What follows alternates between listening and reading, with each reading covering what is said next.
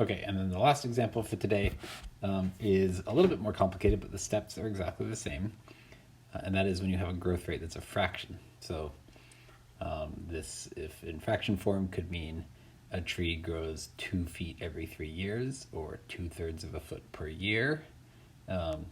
You can have a fraction growth rate. And the steps are going to be exactly the same. We just want to be a little strategic with numbers we choose. So we're still going to do an XY table, but because we're multiplying 2/3, and because of what hopefully you know about multiplying fractions, the value you choose for x, you would like it to be divisible by 3 because of that 3 down on the bottom. So pick a number that's divisible by 3. So I'm going to pick -6 because I know that's divisible by 3. Always pick 0 because that's an easy one.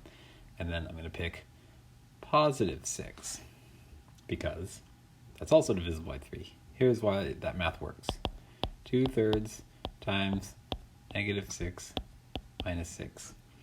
Well, 2/3 times -6 is, I'll show the math here. 2 times -6 is -12 over 3. -12 divided by 3 is -4. See how I chose something that was divisible by 3, and I end up with a whole number. Otherwise, you're going to end up with fractions, and graphing fractions is less fun. -6. -4 minus 6 equals -10. Uh-oh, that might fall off my graph. And if that happens, you might need to come up with another one. So just to be safe, I'm going to add a -3 down there because I think that might fit on the graph.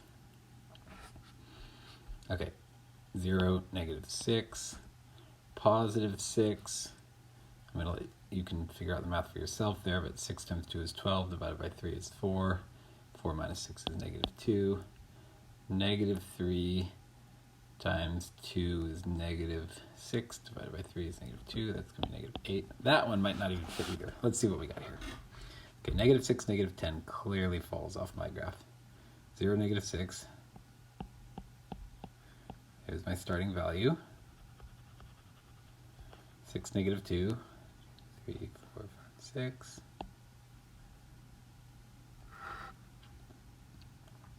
-3, -8. It just barely fits. This looks like these 3 are in a line together. I'm going to draw that line from edge to edge, arrows. So again, same steps. You just want to be strategic with picking x values that are divisible by whatever the denominator happens to be. If that was 2/7, I'd pick things that are divisible by 7, and so on.